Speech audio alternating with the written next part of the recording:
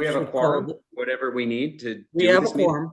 So we All have, right. we have 3 of 5, which is useful. I was concerned. I knew I had a, Tom, I had a feeling you were going to make it. And I knew Aaron was going to make it. But I did hear from John just about a half hour ago, and he's in Italy and he's not going to make it. So I was a little concerned about the quorum for a moment. But again, I realized that we had both of you two for sure.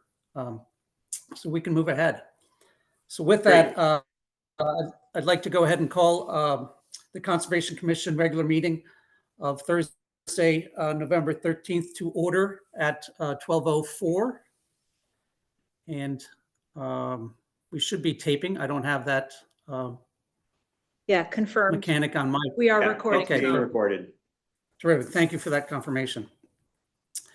And I see again, Tom Herman in the room and Ann Silvio, and we are missing Susan and John Cusick.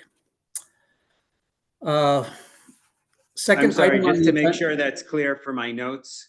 We Yes. have Ann and Tom, and we're missing John and Susan. Susan. Okay, thank you. Yes. Thank you.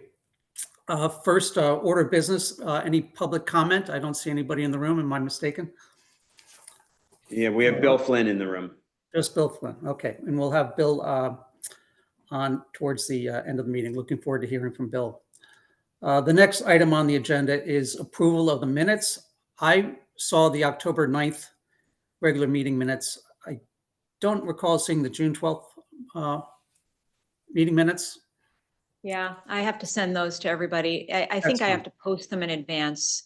So That's fine. that was our Bill McDonald presentation. So I need to go That's right. through that in a little bit finer, a re-listen. So I'll do that for the next meeting. I think from a minutes perspective, all you need to do is say who was present, because I don't think there were any votes, or if there was one related to Shakespeare or whatever it was. Well, there wasn't. So if there was nothing, then you just need to, the minutes can be, I think, 1 line long. These were the people that were in attendance, and this is when it happened. Well, I have that. Yeah, I think we can approve that, and if you just distribute it, I don't think you need to do more than that. You Okay. may do more, but am I correct, Tom? You're correct. Okay. So And I let's will- go ahead. So you'll go ahead and do that. But for now, let's go ahead and make a motion. Do I have a motion to approve the October 9th regular meeting minutes? So moved, Tom Herman. Thank you, Tom. Seconded. Thank you, Ann. All in favor? Yes. All right, thank you. Yes. Moving on to the next agenda item. And I will be moving fast so that we can give Bill an adequate amount of time in the meeting and still manage some time around 1 hour. The next item is the Bristow update. Tiger, do you have anything for us on? I don't have anything further than we discussed last time. You know, as Okay, far as- perfect. Okay, then moving on, anything on the South Avenue tree update? Nothing's changed since last month, same exact thing. We're just monitoring those trees, and we'll see in the spring as to what needs to be done as far as replacements, that the replacements are covered. Okay. Moving on to the next agenda item, that would be the transfer station update. Any new news on that? Everything's going quite well. Robin just texted that as far as the redeemables, that program's going quite well. The pickups are about once every 2 weeks now for that. So that's doing quite well. Food scraps, we're still averaging about 2.4 tons a month. And we don't have any shred day or hazardous waste days planned. Hazardous waste days are pretty much done for the season. They'll start again in April, May, with the next run next year, given the fact that if we renew the contract with the hauler, with the supplier. That's about it. The supplier for the food waste? For household hazardous waste day. Oh, got it. Yeah, sorry. Yeah, we're in a consortium with other towns in the area. So everyone's got to agree to renew on a 1-year contract. Yeah. We said we would renew. A couple of other towns, we said we're still waiting for a couple of towns to say that they'll renew, and we can bring it to the board of selectmen, renew the contract. Got it. Who's the vendor for that? Doesn't Uh, matter if you don't know off the top of your head, just curious. It's Clean Harbors, but I'll check. Okay. Tom, are you done, Tiger? Is Yeah, that? I'm good. Yeah, Okay. thanks. So on the transfer station topic in general, I'm curious if you've made any progress on getting data that can be published on our efforts within the transfer station, public data? I have not gotten anything to date on that, but I do know that we can begin the process of collecting that and making it public. Okay, well, last time we spoke, I knew Tiger's the guy that's got it. It's on Right. his computer and it's not necessarily in ways that will be super easy, I think, to draw out.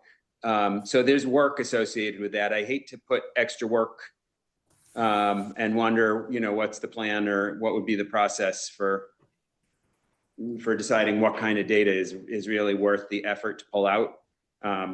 Obviously, I want more than less, but I recognize it generates labor, and I don't want to do that. Well, you're right about that, Tom, and I did have a brief discussion with Deanna Carlson about that. And it is a matter of, who's going to do the work and is there a cost associated with it. So we have to sort of determine that. I think we all agree it would be very beneficial to have those numbers published. But again, if they have to be some way aggregated and put in a presentable format, it's again, who's going to do the work? Is there cost associated, and where is it published? Is it published on our existing New Canaan sort of portal, or is it something new? And that would be, I imagine would be. Well, what if we could offboard all of the work associated with that reporting and data normalization so that a third party, like, I don't know, we could ask Planet New Canaan, but a third party did the reporting for us, and our job was just to get the data on what material is leaving the transfer station, how much shredding material, how much hazardous stuff, what we estimate is, the amount of stuff that we're sending to landfill. Like, we could start with just that as a town number. What tonnage do we send to landfill every month? Seems like a very high level, easy place to start to build some transparency around conservation of our environment. I like your idea as far as the third party. I think that would be our best avenue to work with the Planet New Canaan or like organization to sponsor that effort. Yeah. I think that's the easiest way for us to move forward rather than trying to suggest to the Board of Selectmen and others that, we need to do this and we need money to do this, et cetera. That might be in the future, but for now, I think the best avenue would have a third party sponsor. Okay. So I will work on that. I have a relationship with Planet New Canaan, so I'll see if I can get them to do that. And then the question would be, what would Tiger recommend as data that could be made available to us the most easily? Well, our tonnage data is easy. As far as recycling, MSW, and CD, that's easy. Breaking that out, breaking the CD out, it's not possible. Doesn't matter who you ask. I'm sorry, I don't know what CD is. Construction debris. Okay. It's not possible. We don't separate out gypsum from, it's all just one pile. Got it. So it doesn't get, when it leaves us, we're using one big unit, so. Do we get a receipt for it though? So that there's like a total volume of, Yeah. We have to pay for it. yeah. So I have all that data. It's just a question, why don't you tabulate what you're looking for? And then we can talk to Tom and talk to Deanna, maybe Planet New Canaan and figure out, we might just have the data median. I just don't know what you're looking for. But I can tell you when you try to get into specificity as, how much gypsum, I'm not gonna be able to tell you how much gypsum. But you guys could tell us how much is in each of the specific dumpsters. So hard plastic and total construction debris and hazardous and those kinds of things, right? Yeah. Because they're all Hazardous paid waste is separately. Once a year. So, but yeah, we can tell you on a monthly basis, how much construction debris leaves. Yeah. How much brushy waste leaves. How Yeah. much recycling. Yeah. How much MSW. I can tell you that, That seems like a really great place to start. God, but I can't, inside that, I can't break out that. Yeah, yeah. You know, I can't tell you how much cardboard, I can't tell you how much glass, I can't tell you how much gypsum or, wood, I can't do that. But the overalls, we can do that very easily without Planet New King itself. That would be great. Tom, I- are you sort of formulating a plan to communicate this information to the public to create more education and excitement around this stuff? Or are you thinking that we'll determine goals that we want to meet or something? I think all of that sounds like a good idea, but I sort of felt like the first step was just to make the data accessible to the public. Even if it's just a spreadsheet that we upload once a month, how much materials are going out, what's the total waste that's going to landfill, how much is going to construction debris, those high level categories that Tiger says are very easy to break out because they're different vendors, basically, Right. metal, shredding, that kind of stuff. Do we get receipts back from any of those vendors, like construction debris, saying what was in it? No. Because I know some of the transfer stations and landfill providers, that stuff is going to, I guess it'd be interesting to know even where does that go? What happens to it? Is it sent to landfill? Is it sent to incineration? Is it, do you know? That's up to our vendor to Yeah. decide. The majority of it goes to a burn plant, goes to a waste energy plant. Got it. Most of them are in Bridgeport, so, but it's up to the vendor to decide, because it all comes down to capacity at Yeah. the plant. So if they're not able to handle the capacity at the plant, some of it does get landfilled in another, in other locations or in other states, but that's up to him on the individual can. Yeah. So as the can leaves, he decides, oh, it can go here, it can go there, it can go here, and that's up to him to have to dispose. From a certain previous administration that we have 92% approval rating. We took that from percent from a certain previous administration that we won't mention. Veterans, we have. Maybe I can mute. 92% You approval getting some kind of rating. interference on this call? Veterans. we have Yeah, Ann is gonna 92% try and mute them. approval rating. I don't know if you, oh, there we go. Robin was in the background. Gotta love the mute button. So, and I guess a first step for me from a visibility perspective, like, I think it would be great if people in town knew where our trash went. So that kind of stuff is useful. Oh, we're sending it to company X, and company X, generates energy or decides what they want to do with it.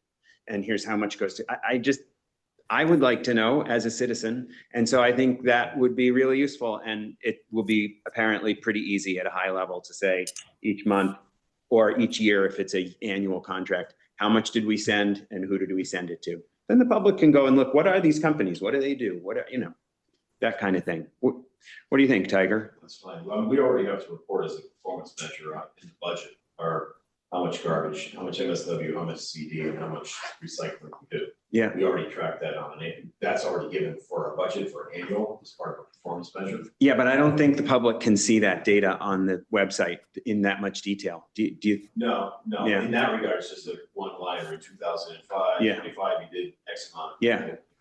So you've already got the data because you're submitting it. And so now I guess the question, Tom, is can we take that data and make it public? Can I access it and give it to Planet New Canaan? I think we'd have to ask the permission of the town. I'm guessing the Board of Selectmen to make that happen. So we'd have to give them a little bit more detail as to the exact plan, what the report would look like, the frequency of the report, the purpose of the report. But yes, I think we could go forward and look for those approvals. I like the idea simply, I'll give you one example.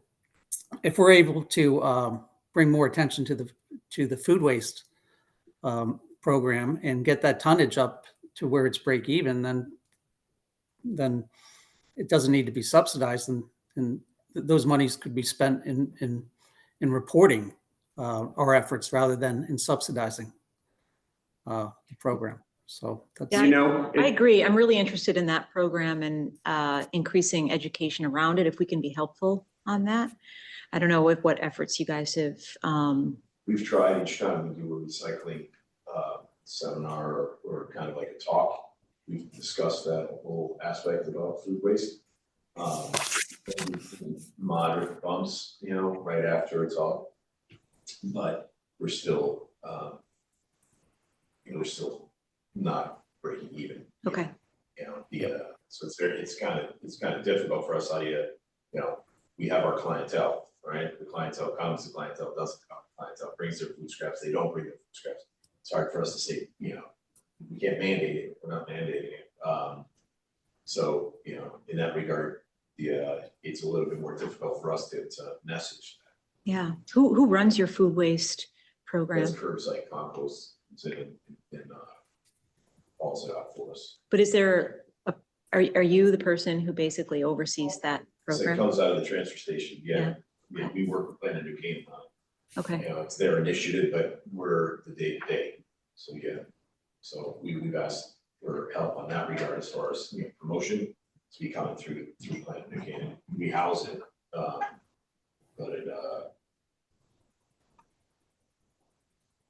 You know, that's the kind of thing that a quick video of one of your regulars who has a system for food waste and getting their household, Right. you know, like a little social media video would just be perfect. Well, here's how this family does it.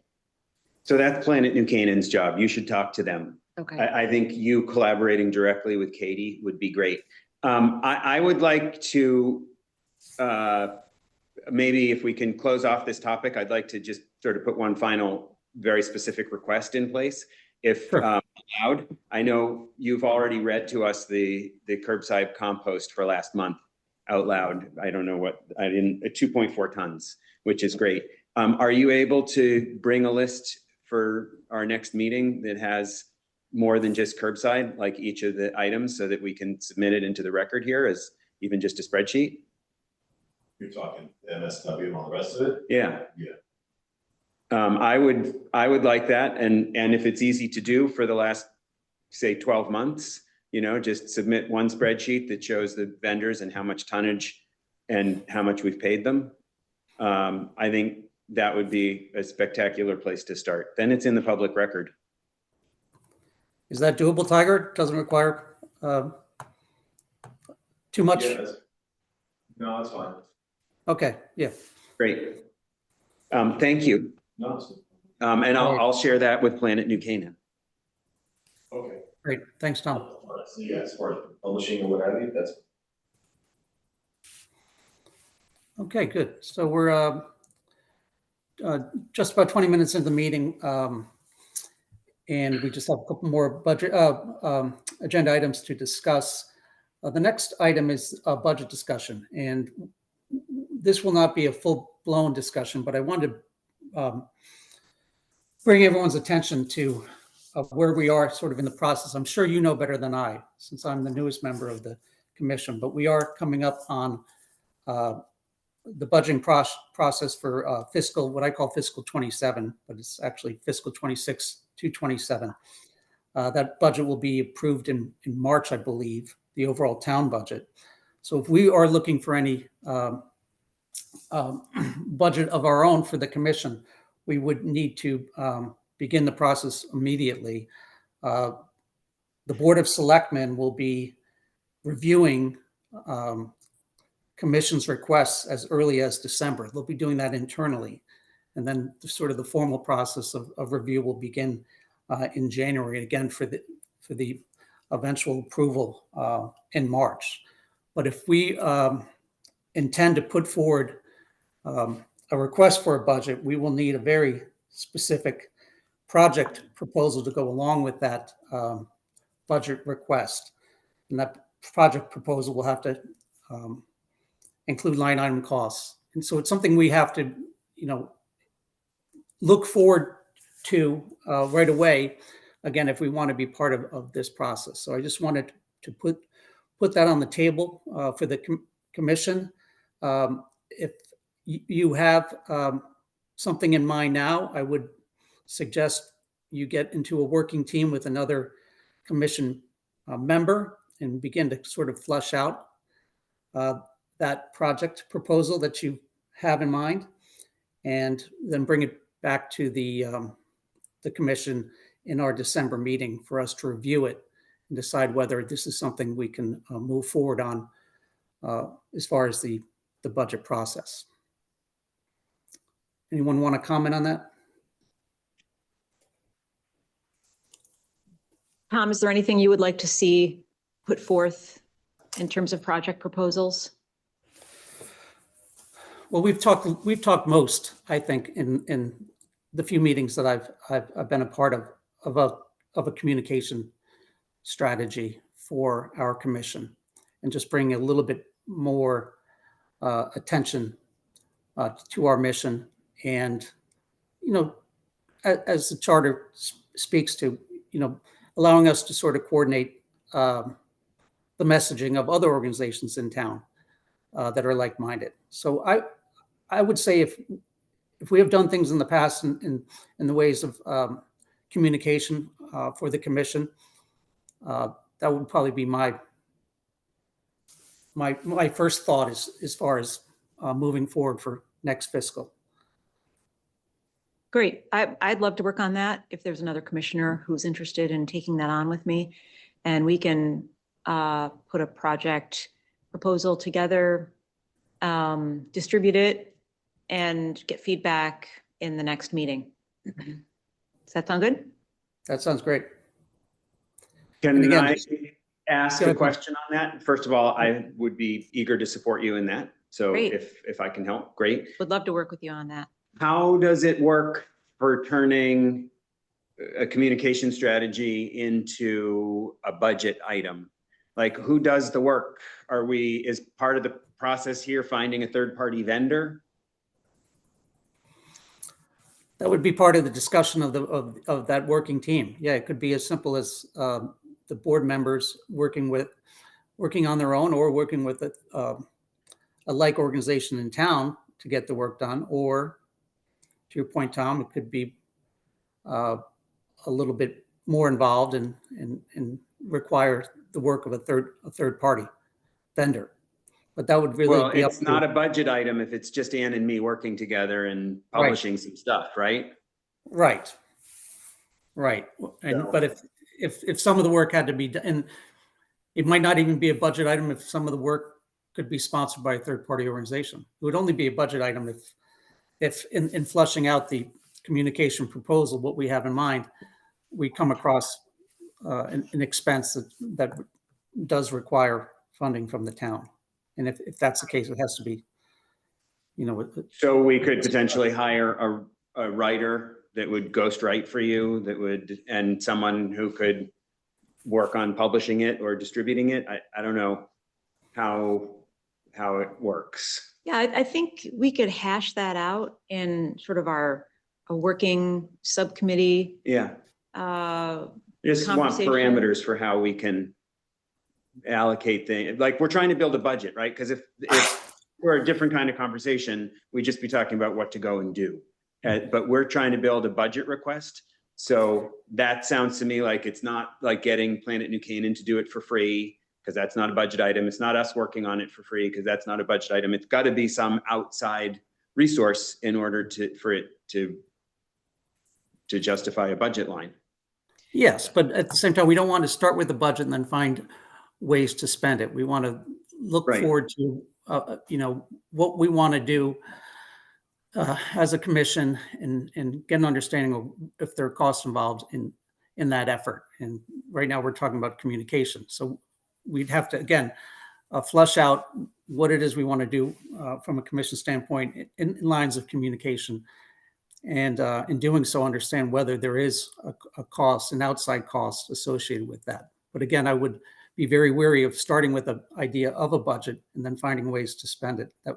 Oh, yeah, totally. I agree with you 100%. Don't want to start with a budget. Want to just understand what kinds of things might be legitimate for outsourcing. Right. And again, this is something we can, we'll get to that point in time, and understand, and then we'll be bringing it to the Board of Selectmen for internal review, and then they'll have a say as to whether they agree with our thoughts on the need for a budget. So I Can think you re-explain the rules for Ann and me speaking about this, like apparently outside of this meeting, which I know some things we're not allowed to talk about, and so how does that work? Yeah, no, thank you. And that's why I call it a working team. I think a working team can consist of 2 commission members only. Once you put a 3rd commission member on that team and in that room, it becomes an irregular meeting of the commission, and we can't have that. So at any point in time, you can work with Ann and any other volunteers, could be members of the community, including members of Planet New Canaan and other organizations, and to come up with these ideas. And when you want to bring those ideas in front of other commission members, we do that in the setting of a meeting. But again, the working team is a way of actually getting work done outside the meeting without having to try to accomplish work in a meeting, which is never something that's very easy to do. And in fact, I'll probably bring this up in the last agenda item I have as far as new business. But beyond working teams, I think would be a good idea that we start creating committees within the commission. And I have some ideas on those committees, but that working team would be, eventually become a committee. I imagine a communication committee or a budget committee. But again, those are the rules right now. That's good. That's helpful. Do we need to vote now to set up that working group, or is it? No, informal? not a working team, but when we get to the committee level, Tom, I will Yeah. bring in, I'll bring in an outline, and maybe as early as next meeting, of what a committee, the structure of a committee, and what a committee can and cannot do. And then we'll go through proposals of what committees we would like to put in place for the coming fiscal, and then we can vote on it then. But as far as a working team, you're quite open to working together right now as commissioners. Definitely. And we can send our fellow commissioners a draft of whatever we put together in advance of the meeting, but you cannot discuss it or respond to it until the public meeting. That's correct. That's Okay. correct. Cool. All right. Great. Thank you all. So yes, moving on to that next agenda item, new business. As I mentioned, I will bring forward the idea of creating committees for the coming year.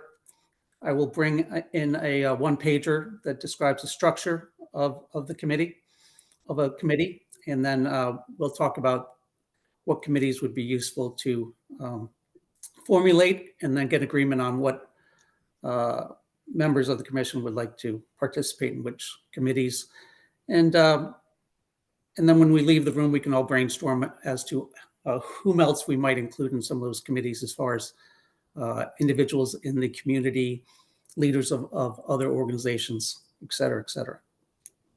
But I think that'll be a worthwhile project for our next meeting, or agenda item for our next meeting. Okay. Great.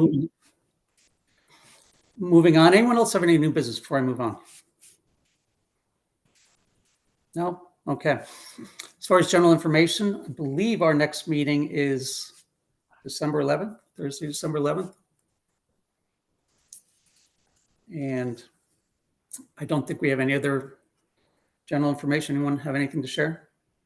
If not, then we'll go ahead and welcome Bill Flynn of the New Canaan Nature Center to talk about the native seed propagation project. Bill, thanks for coming. Tiger. Tiger, thank you. Thanks, Tom. Love. All right. Now, Bill, should we turn your camera on so that, okay. Okay, push this, I guess. Yes. Okay, Tom, can you hear me on Zoom land? I can, and I'm going to put myself on mute now. Thank you.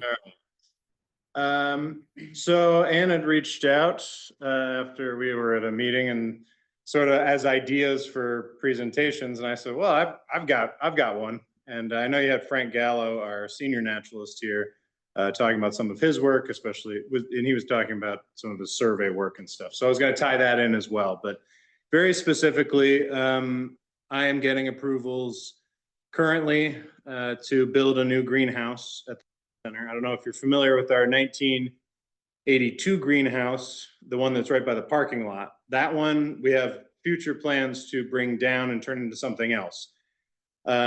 This was part of a master plan for the Nature Center. We got a lot of quotes to actually fix up that greenhouse, but we landed in about $1 million to $1.5 million to retrofit that.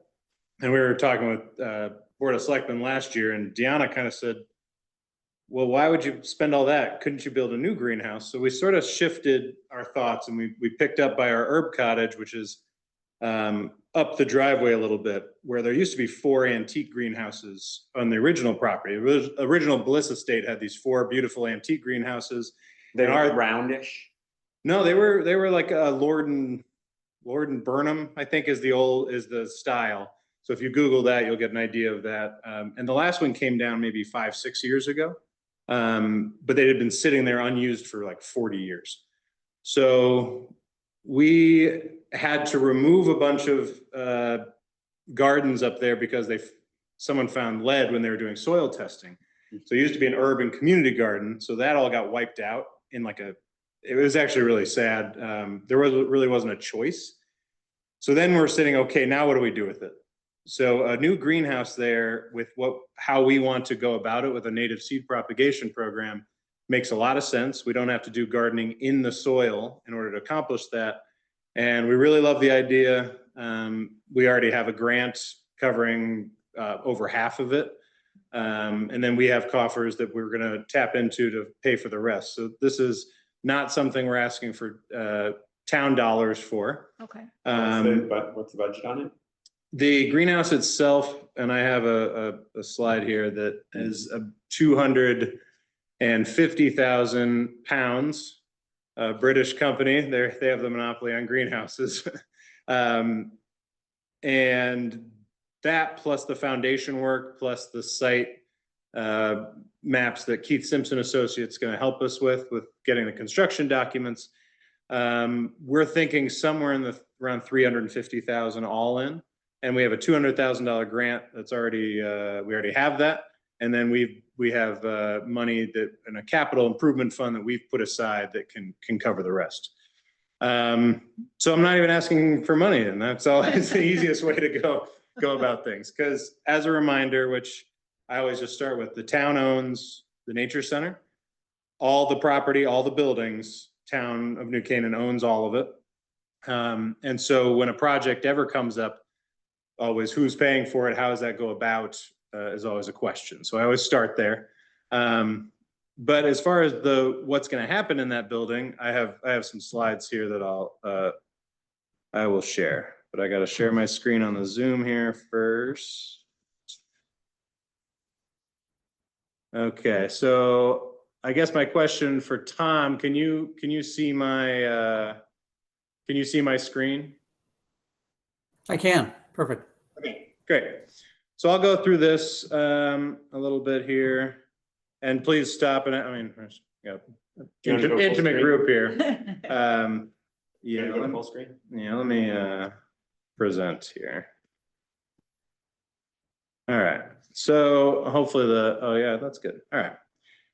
Native plant greenhouse. I always have this when I present. I think most people here know who I am. I've been in town for 15 years. This is my family. That's Henry, who goes to South School. My wife, Anna, is the director of the preschool at the Nature Center. Henry is 4th grade. 4th grade, yeah.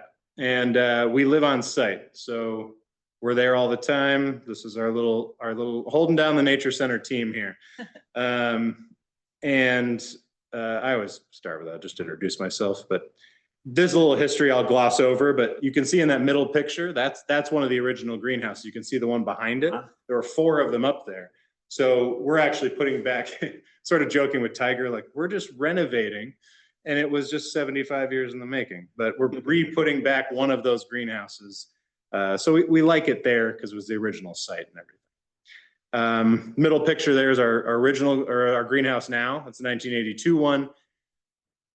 The design of that really was not functional, which we found out sort of later. At the time, it won awards. Like, it's an award-winning greenhouse. If you look up a guy, Don Watson, who designed it, was Yale School of Forestry. It was this innovative new design of a greenhouse that never really worked out. So we used it best we could, and unless we put in a significant amount of money, way more than our new greenhouse would cost, it's kind of a lame duck. So we're making plans to move on from that. We did do the research to see if we could save it and use that, and it just didn't financially make any sense. So we like our new plan, which we're going to go through town approvals in the next, hopefully in the winter is sort of when we get that process started. You're going to keep the current one in place? For now, yeah, but that's we have a 3-phase plan. The new greenhouse is the first. The second is our education building to shore up preschool classrooms, which I'm working with town for that. The 1982 greenhouse is the 3rd phase. So we're not quite there yet. We've just got with an architect to sort of conceptualize, but that's all the farther we've gotten. So our land management plan, we designed in 2020 using Larry Weiner Associates. Larry Weiner is a renowned native field expert. He's out of Philadelphia, and his firm has business all over the Northeast. So we worked with them to design a plan. For the Nature Center, it is a native plant forward plan. We want to eliminate invasives, replace with natives, which is pretty much what all the talks around town we've promoted. And I actually see a lot of that actually moving, which has been exciting that someone's listening to what we're saying. And it's not just me, the Pollinator Pathway, the Nature Coalition group, they promote that as well. But it's nice that people are actually taking some of their lawns and planting pollinators. So I see it actually happening. At the Nature Center, we decided to use no chemicals, which is, there's no landscaping plan out there that uses 0 chemicals that any landscapers can like present forward, because it's such a huge tool for them. And so us being the educational center, we love the idea of us being a case study for non-chemical invasive removal. And then because Larry Weiner is a renowned company and it's all over the Northeast, that's how what we're doing is going beyond the Nature Center borders. And now they can go to clients and start implementing this in other places, but they need a place to test it out. And we love that idea because we're an educational center. If we eliminate every plant of mugwort that ever existed, does that make a huge difference for society? No, but coming up with methods without using chemicals that they can pass on and maybe they would take hold, that is an exciting thing for us. So we're in the middle of this. The plan is moving along. I know you had Bill McDonald recently. He visits, he doesn't tell me, he just shows up and he walks our property, and he's been very complimentary of what we're doing, which for me is a huge mark of, hey, we're on the right path. So that's been exciting that we've been implementing this for about 5 years now, and we think it's making a difference. And Bill McDonald, who's been doing the same thing on his property for 50 years, is saying like, yes, good, way to go. So that was a big mark for us that we're in the right direction. So with this, it being a town park, we sort of have different goals than what other maybe nature preserves or like a land trust property or something, because we have to be available for visitors, like our trails and everything. So we always have the experience. So as people are walking their dogs, what's the experience for the casual being in the public park, plus the what our programming, having access to the pond where kids can scoop, like that's different than just any other pond that would be in another park. And then also the natural habitat restoration. So how do we serve the native flora and fauna and how the things that live there, plus the visitors, plus our programming. So every decision, we always match up all those things in it. And so these are some of the methods we've been using around. Goats, you know, you had at Irwin. Our goats we had for a couple seasons. They chew down the chemical when they chew, the chemical that goes to the roots that says sprout up new ones. That's what happens when you just cut it, that you're actually strengthening that, that plant because it feels under attack. So it sprouts 2 new plants or 3 or whatever. The goats, as they chew, that signal doesn't go down as much. There's So you're also saying weeding is a thankless task? It's no, weeding is good because you're pulling out the whole thing. If you just cut it, that's a thankless task. But there is mowing schedules that can work really well, which Bill McDonald uses on his property, and we do the same. There's a machine called a forestry mulcher that does the same thing as goats. And so that's another method, a mechanical method that goes a lot faster. So, you know, we tried out both. The solarization, you'll see a picture there. That's all the plasticking that cooks the seeds underneath. So it kills everything without using Roundup. So the quick way is you round up the whole field and start fresh with seeds. This way is much more, well, it doesn't use the chemicals, takes a lot longer, and is more expensive. So right now, when you tell somebody, hey, I have a method for you that takes longer and is more expensive, that's not a very good selling point. So that's why I like hashing these things out sort of on our property so that the companies can actually learn from it. It looks pretty cheap. Well, the plastic we can reuse.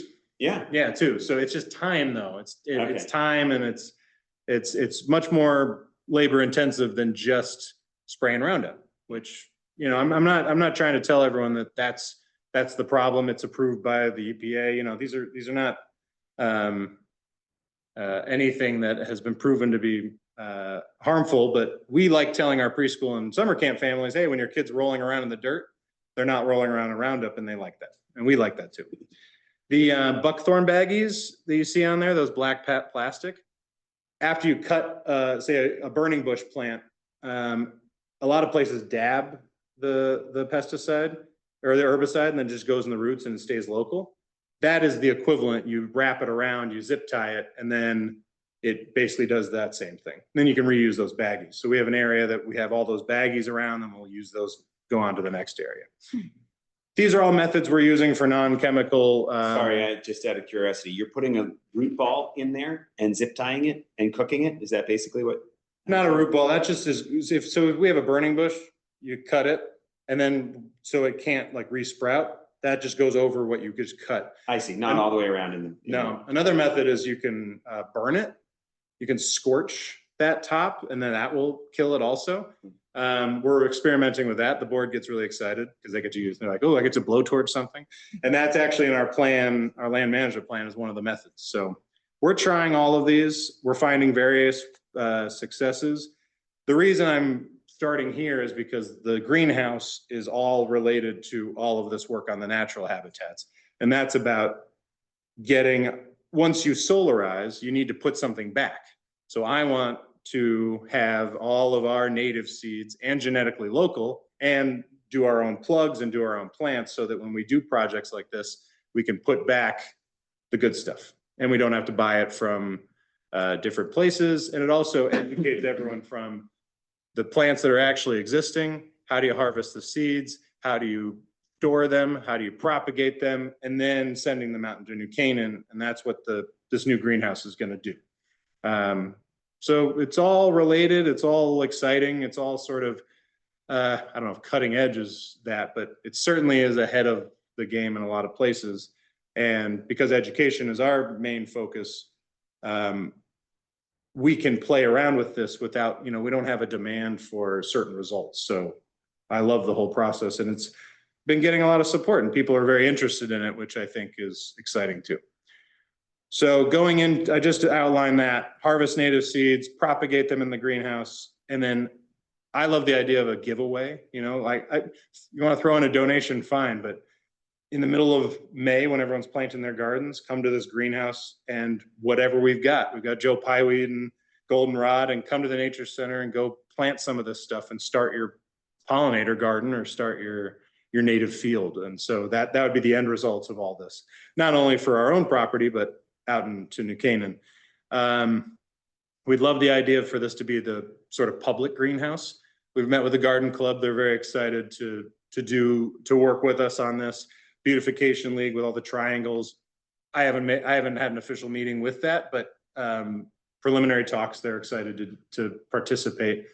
And so us being the managers, but for all of the native plants that want to go around, is this sort of being the home and starting with the local plants. If you buy a milkweed plant from a seed packet that's grown in California, it's still good and it's still that milkweed plant, but unless it's grown here with the soil, it does make a difference. There's a lot of studies out for genetically local. That's the term. That's why I'm using that term. If you have it born and raised here, it acclimates and just works better. And that's not a very scientific way to put it, but that's the idea. And so, yeah, that's what this greenhouse is gonna represent. And that picture is, that's an example of Olatex is the company, and that's an example of one of their greenhouses. So it'll look like that. I've got a few more pictures here too. I'll sign up to come get some local weed, genetic Joe Pye weed. Absolutely. And that's, I mean, I think I brought up the example in the Nature Coalition meeting at the library. If you drive north up Owen-Oak, and that's not the only street that's doing this, but a lot of those families, like going up towards Grace Farms and Scott's Corner, it's like a lot of those yards are doing native fields now. And I think it has to be from all of these talks, the pollinator pathway, and really pushing this, and people are implementing it. And not only does it look good, but it helps pollinators, but also it's less maintenance once it's established. So I think it's been intriguing to people. And yeah, I love the idea of just come to the Nature Center and pick up your starter kit. That is another Olatex greenhouse. I don't know where the mountain backdrop is, but it's beautiful. But that would be pretty similar to what ours would be. I have a patio sort of there because part of that whole area, we want to have a nice sitting area. We cold frames, which is the bottom right corner picture. Those would be on the outside. So once you get the seed inside and then it grows up certain, you move it out to there and then you move it straight outside, and making that whole herb garden area, for all of this, and have different stages of it depending. And yeah. So before I move on from any of this, that's pretty much all the information today. I've teed up town for this the last 2 years. They're very aware. I'm meeting next week, Board of Selectmen, then on to Town Council, and then Board of Finance next month, just to update. But this will be the 3rd year I've been talking about this. And basically it's the money's there. We're working on the construction documents. Tiger's been working with us the whole time. So I don't think that we'll get any pushback from town. If we do, we might have things to do, but I think that'll be a green light, but it'll still have to get approved, to your question the other day of, hey, where are you on that? It has not been approved through the town bodies. We are optimistic, mostly because we're not asking for funding, which always helps. But I think the idea is very intriguing to the town, and would be a nice asset. So. Great. A couple questions about that. Yep. Do you need to go through planning and zoning? Yeah. Okay. And so there'll be a meeting where you present for that. And that's what, one of the reasons we picked Keith Simpson. He does so many projects in town. Mhm. And not only is he interested in sort of the around the greenhouse area, he's got a lot of ideas and plans just from him being passionate about it. But he's gone through this process so many times with planning and zoning in town. He knows how to present it. So we hired him to do the construction documents for it, because part of it will be an ADA walkway from that upper parking lot. I don't know if as you drive down, there's the little red rock house on the left, sort of on the upper level. There's a little parking lot. I'm trying to orient as you're driving down on the left side. And from there you park, and having a walkway down to the greenhouse so it can be accessible. So that's got to be put on the plans and an official. And I think he's getting a few other survey things he needs from RKW and just to finalize it. But Can you describe where it's going to be a little bit more for me? yeah, Driving in, I know that gazebo on the left, and then there's the upper parking lot there. so if you parked there as you're driving, so before you go down the hill, Yeah.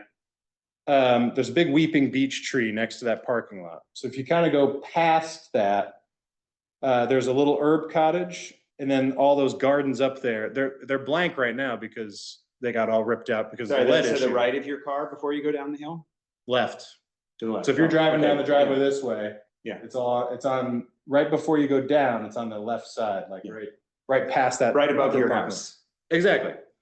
Yeah, so exactly right above where my family lives. The size of it fits, there's these little rock walls, and it fits like right in there. So it's like the size was kind of perfect. And we want it next to the herb cottage, which will also be asked for town, because there's some maintenance issues for that building, but the structure is good. They did an assessment of it, because we didn't want to build it next to a building that had to come down or something. So the herb cottage will be the hub of that, which that's what it always was the potting shed or whatever for those greenhouses. So that'll be used for that again. And then it'll be right next to that greenhouse. And then all the outdoor areas will be the different stages of where the plants are, plus a patio, just because that sounds nice.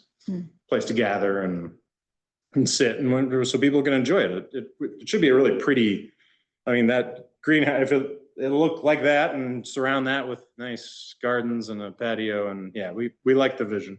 Great. And I'm assuming you'll host community events in that sitting area.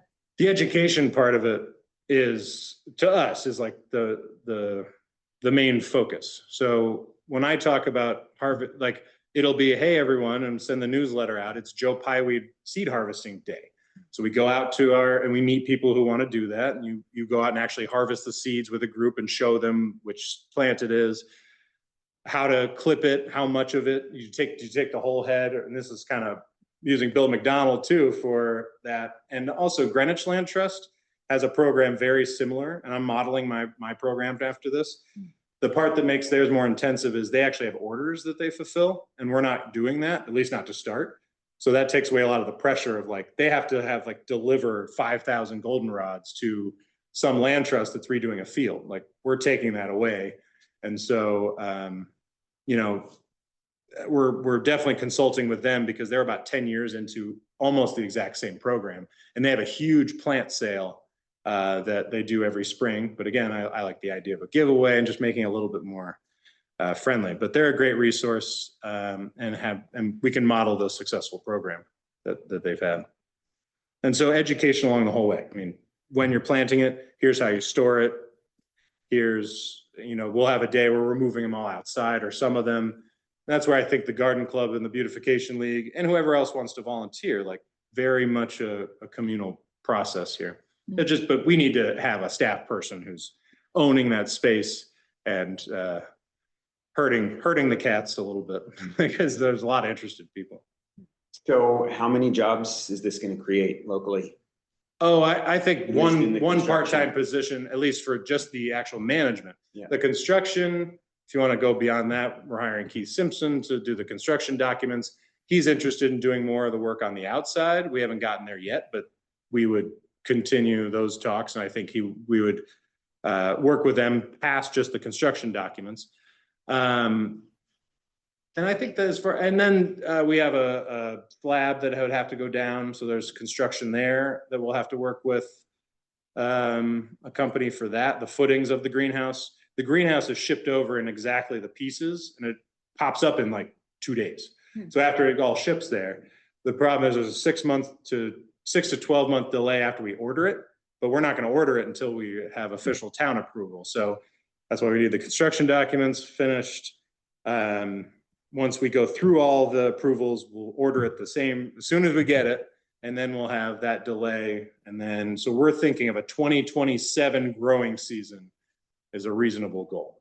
So we're about 1.5 years away from, we think, our grand opening of this. So we have all that time to button up how everyone's going to utilize it. I mean, we have the framework, we have an idea of how it'll work, but certainly this has piqued interest of a lot of people. So, and we want that we're a community education center, that promotes the natural world. So we want everyone involved, and we think it'll be a nice hub for pollinators.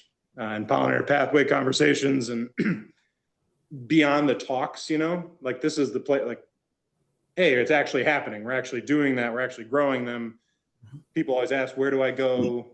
Copia sells natives. It's great, you know, but this will be a homegrown, you know, natives that people can take and sort of play around with this idea of turning part of your lawn into a pollinator garden.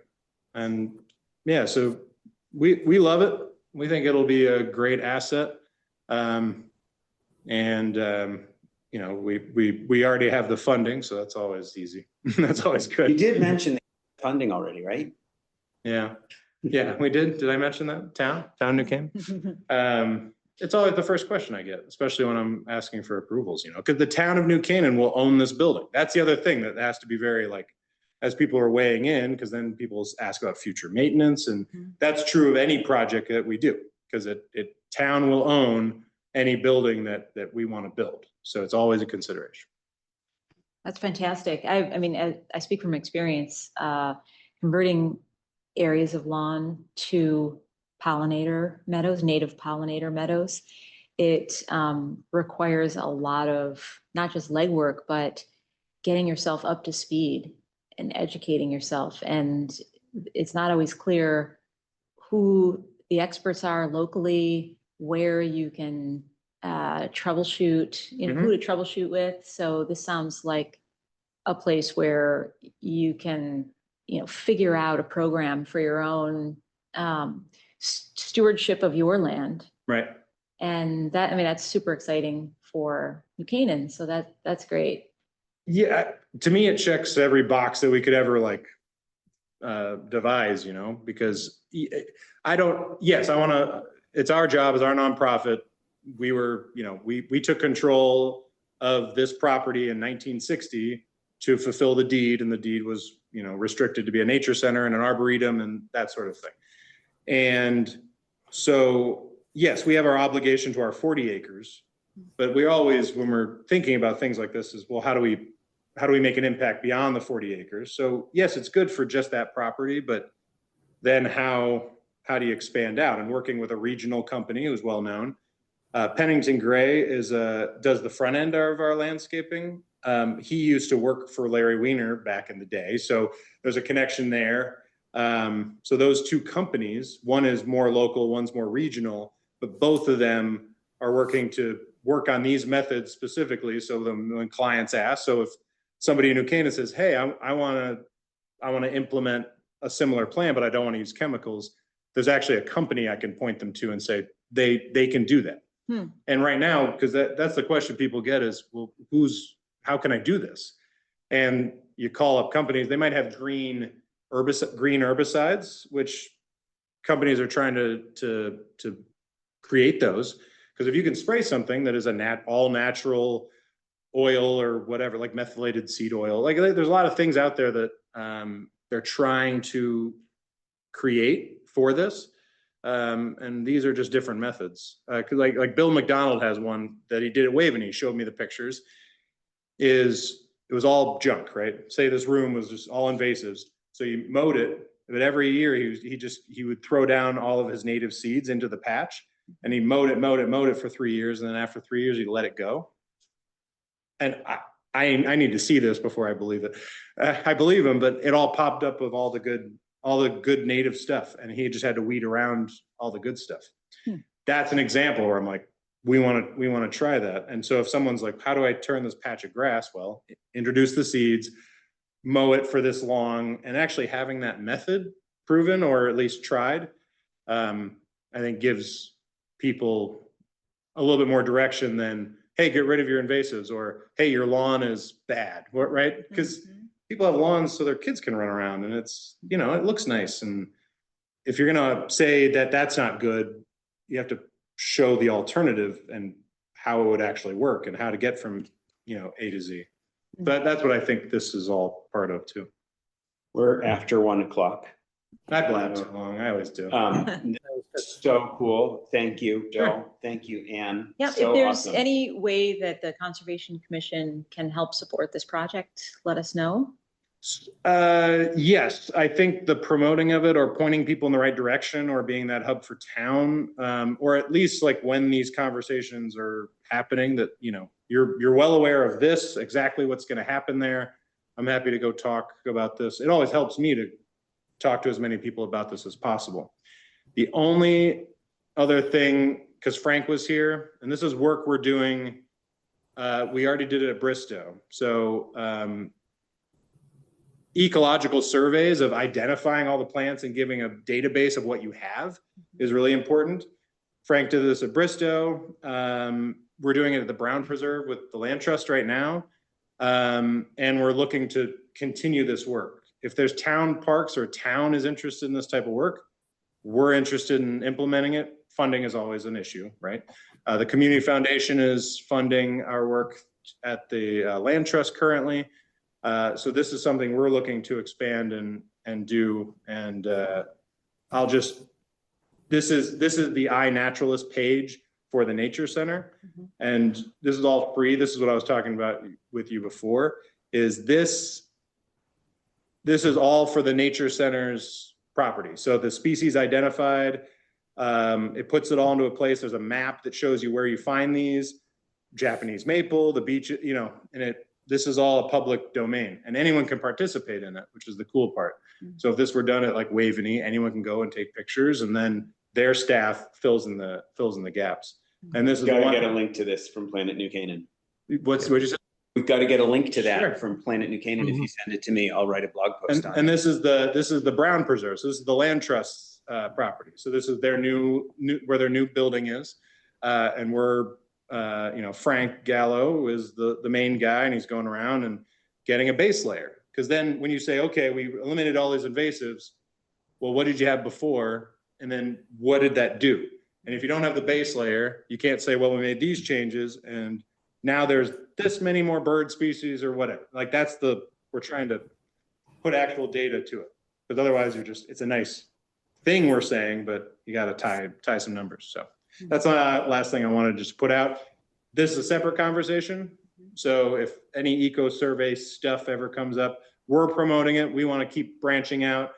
You know, we're going to talk to the Glass House. Maybe they're interested in figuring out what they have, you know, other things like that. And it's always who's going to fund it. And we're working on that too. But that's another project we're working on that I thought this room would like as well.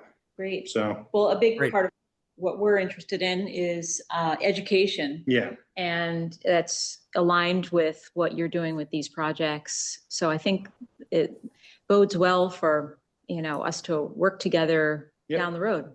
And us too. We're town-owned property. I mean, like us in town and us getting out as much as possible and is beneficial to us. We want to do that. So if there's ever an idea, just ask us and we would like to participate Great. in any of these things. So Great. Tom, did you want to weigh in on anything? No, terrific presentation. And I did hear you say the project checks all the boxes, and it absolutely does. And, that's you know, being in town for so long, I remember the stories of Susan Bliss's gardens and the impact of those gardens had just beyond, to your point, you said it yourself, beyond the 40 acres of the campus. I mean, she was feeding a good part of the town of New Canaan during difficult times from those massive vegetable gardens she had on site. So you're even checking the box of the rich history of that property. She employed 200 people during the Great Depression. I remember reading about this, the Historical Society. One of the jobs was poison ivy picker, which I always thought was just funny. So they had a full job, but tough job. But yeah, I mean, she had a love and she donated it to carry that on. And there's a quote that I always throw out from when she donated that property. The people covering it said, you know, never was there such a joyous shout at any town meeting on that evening when Susan Dwight Bliss donated this property to the town. The last line is, may we prove worthy of her generosity. And that's always what I bring up is like, that's what my job is. That's what the Nature Center's job is. So we're always trying to achieve that, proving worthy of that generosity. So we think we're doing a good job. Let us know. Great. Well, thank you, Bill. Thank you so problem. much, Bill. Thank you, Bill. Anytime. Okay. I mean, That was a good meeting. We accomplished a lot, and that was a terrific presentation in just an hour and 3 minutes. So thank you. Commissioner. Do I have, if there are no other comments or additions to the meeting, do I have a motion to adjourn the meeting? Yes, Tom. Thanks, Tom. Second? Ann? I second it. Thanks. The meeting is adjourned. Again, thanks, everybody. Thank you, Tom. Thanks, Tom. And it was great.